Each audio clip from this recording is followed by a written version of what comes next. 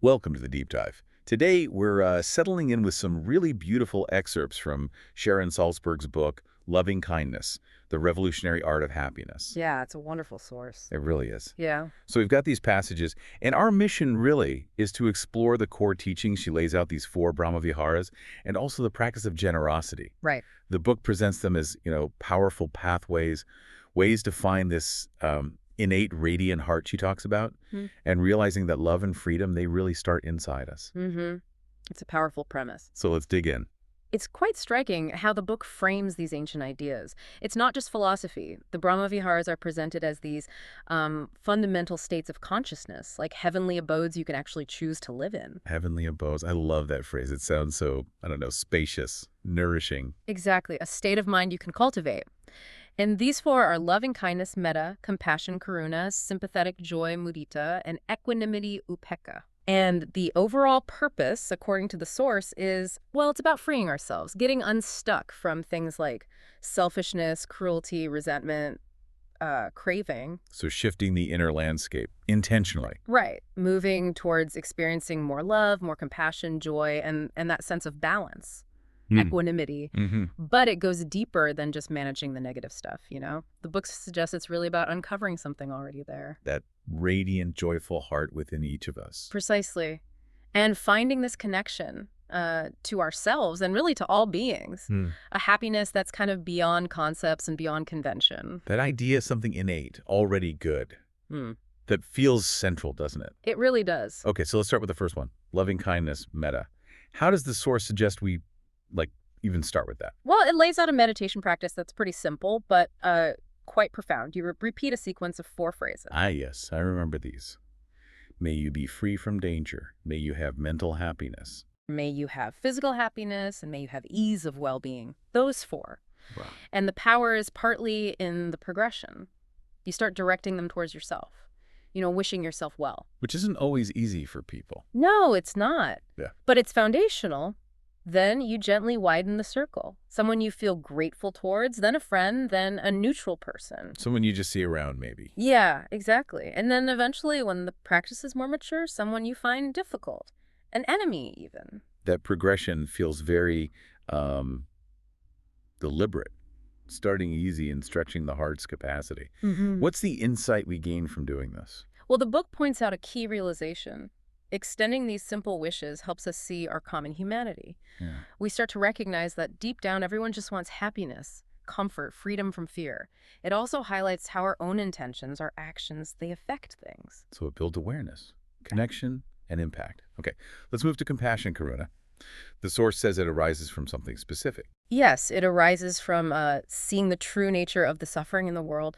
But importantly, the book stresses that compassion isn't about being overwhelmed. Right. It's about being able to bear witness to that suffering, whether it's our own or someone else's, without fear. Without fear. That's key, isn't it? Not getting swept away. Exactly, being present with it. And the ultimate goal, to eventually live with sympathy for all living beings without exception. That's a big goal. It is. The meditation practice is similar to metta, using phrases like, may you be free of your pain and sorrow, or maybe simply, may you find peace. And the progression, does that follow the same kind of path? Similar, yeah, but with a slight twist. You often start by focusing on someone who's actively suffering. Okay. Then you turn it towards yourself, acknowledging your own struggles. Then the usual sequence: benefactor, friend, neutral person, difficult person, and finally, all beings. So starting where suffering is maybe most obvious, then turning inward, then outward, what does the book say this practice actually does for us? How does it change things? It's described as purifying and transforming our whole relationship with suffering, instead of pulling back or shutting down. Which is often the instinct. Right. We learn to acknowledge it, to open to it, but with tenderness. And the result of being able to do that. It allows us to join with all beings, to see that shared vulnerability, and in that, to realize we are never alone. Wow, that's quite a shift. Opening to pain leads to connection, not isolation. It's a powerful reframing, yeah. Okay, next up is sympathetic joy, mudita. This sounds like the opposite of compassion, in a way. Being happy for others' happiness. It is, being truly happy when others are happy. The source mentions the Buddha actually called it the mind deliverance of happiness. Mind deliverance. Yeah. Interesting phrase. Delivered from what, exactly? Well, it liberates us from the constricting effect of our negativity toward each other. Things like judgment, comparison, envy. Ugh, yes, the Yes. comparison trap. Exactly. The book calls them strangling effects. Sympathetic joy is like the antidote. It cuts through that tightness in the heart. Sounds like dropping a heavyweight. But the book also says this one can be the hardest of the four for many people. Why is that? Probably because of those very things it frees us from, you know? Those ingrained habits of comparing ourselves, feeling diminished when someone else succeeds, maybe even a subtle resentment. Our own insecurities getting in the way. Yeah. Those mental blocks make it hard to just purely rejoice for someone else. So how do you even begin to practice it? Gently. The advice is to start by focusing on someone it's easy to rejoice for, someone whose happiness genuinely makes you feel good already. Okay, find the easy wins first. Right. And you might repeat a simple phrase like, may your good fortune continue. Just cultivating that simple wish for their happiness to last. Start small, find where that gladness already exists. Yeah. Got it. Okay, the last one. Equanimity, upekkha. After wishing well, feeling compassion, sharing joy, where does this fit? Equanimity is about developing a kind of spaciousness, a steadiness in the mind, being able to be present with all the ups and downs of life without getting completely knocked off balance. Salzburg puts it beautifully. She says it's about learning deeply what it means to let go. Letting go. Yeah. Yeah, that often feels like the toughest part. It is tough. But here, it's presented not as indifference, like not caring, but as a state of non-reactivity. And that non-reactivity is what leads to freedom. Freedom from being constantly pushed and pulled by things. Exactly. And it's usually the last brahma-vihara taught because it brings balance to the others. It balances those heartfelt wishes from metta, karuna, mudita with the recognition that things are the way they are. Kind of acknowledging reality, even when it's not what we want. Precisely. Recognizing that while our wishes matter, most results are beyond our control. There's a specific phrase used in the meditation for equanimity. What is it? All beings are owners of their karmas. Their happiness and unhappiness depend on their actions, not my wishes for them. Wow. That definitely puts things in a broader context. How does the progression work for this one? Interestingly, it often starts with a neutral person. Oh, why is that? It's considered the easiest starting point because there's less emotional baggage, less reactivity usually. Then you move through the benefactor, friend, enemy, oneself, and finally, all beings. It helps ground that big, open heart in a kind of calm wisdom. It really feels like these four states build on each other. Expanding warmth, empathy, shared joy, and then finding this stable peace within it all. That's a great way to put it. And the source then links this inner work outwards, doesn't it, to morality and karma. Yes, it makes a really powerful point about judging others, saying that over many lifetimes, we have all been and done everything. Right. So from that huge perspective, there is no point in judging anyone. What's left? Just compassion. That really shifts things. Yeah. And morality itself is described as crucial. Absolutely. Both as a necessary foundation for liberation, you kind of need that stability to do the deep work, but also as one of the path's great fruits. A foundation and a result. Yeah.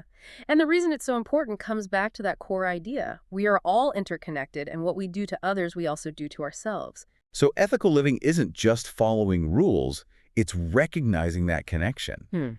The book insists you need that harmony in your life for the mind to quiet down enough for spiritual insight. And it uses that fantastic analogy. Trying to get good at meditation without caring about your relationships or how you live day to day, it's like being in a rowboat. Okay. You row and row and row with great earnestness and effort, putting in all this energy, Yeah. but they neglect to untie the boat from the dock. So you're working hard but going nowhere because you're still tied down by those unaddressed parts of your life. Exactly. And practicing the brahma-viharas, living ethically, that's presented as a key part of actually untying the boat. That makes so much sense. And that leads perfectly into the next big piece the source highlights, generosity. How does giving fit in? Well, the idea is that practicing these heart states naturally cultivates a generous heart. And that generosity, that willingness to give, is seen as key to learning how to let go internally. So it's not just about giving stuff away. Yeah. It's an inner posture. Yes. The book draws a really direct and powerful line. It says, the movement of the heart in generosity mirrors the movement of the heart in letting go on the inner journey. Mirrors it. And then it goes even further. Letting go, abandoning, relinquishing is actually the same mind state as generosity. Wow, the same mind state. All right. That reframes generosity completely. It's like an active form of letting go. Right. And there's this beautiful feedback loop. The practice of giving affects the feeling, the tone of our meditation. Yeah. And our meditation practice influences our generosity. They feed each other. Exactly. Generosity establishes the ground in which meditation practice can flourish. It kind of creates the right conditions. Makes sense. So what are the benefits of really cultivating this inner generosity? Well, essential for letting go, like we said, it helps us really feel our connection to others. And it's a powerful reminder of our own innate goodness. How so? When our choices come from that place of generosity and care, we can stand by them with what the book calls calm self-esteem. Ah, that sense of inner rightness, integrity. Yes. And the source lists these lovely qualities that can arise from living that way. Dignity, integrity, wholeness, simplicity, lightness, clarity, gladness, peace, buoyancy. That sounds like a life well lived. It really does. Yeah. And, the book adds that gentle reminder, generosity. Like the brahma-viharas, it's a practice. None of us does these things perfectly. We're just learning. That's important. Takes the pressure off. Yeah. Okay, finally, let's just circle back to transformation through karma and practice. Understanding karma helps us take spiritual and moral responsibility. Yes, it's presented not as destiny, but as empowerment, because it shows how our intentions, our actions, they shape our experience. Karma is called our only true property, the only thing we really carry with us. And it talks about the vibrational tone of our intention. The attitude we bring to situations, that's the seed we are planting for what comes next. So it's about how we respond, not just what happens, instead of feeling like a victim. Exactly. The source offers real hope here. It suggests we can actually change painful conditions by seeing their roots, usually hatred, clinging, or ignorance. It stresses that the mind can be transformed. It's not fixed. Not at all. And because of that, living in balance can become more than a mere theoretical concept. It's actually possible. That's incredibly hopeful. It is. Yeah. Through meditation, through these brahma-viharas, we get the chance to radically change our relationship to life. We learn to see things more clearly. How so? See them differently? Less solid, maybe. Less like fixed problems or fixed identities. More like waves coming and going, arising and passing. Ah, seeing the impermanence. Yes. Seeing life itself as this continual, constant transformation and flux. And in that constant flux, there's always the possibility for change. Always. The potential for radical change exists in every moment. So this deep dive into Salzburg's work, it really shines a light on these practices, the brahma-viharas. Generosity not as abstract ideas, but as active ways to heal, to uncover that innate goodness she talks about.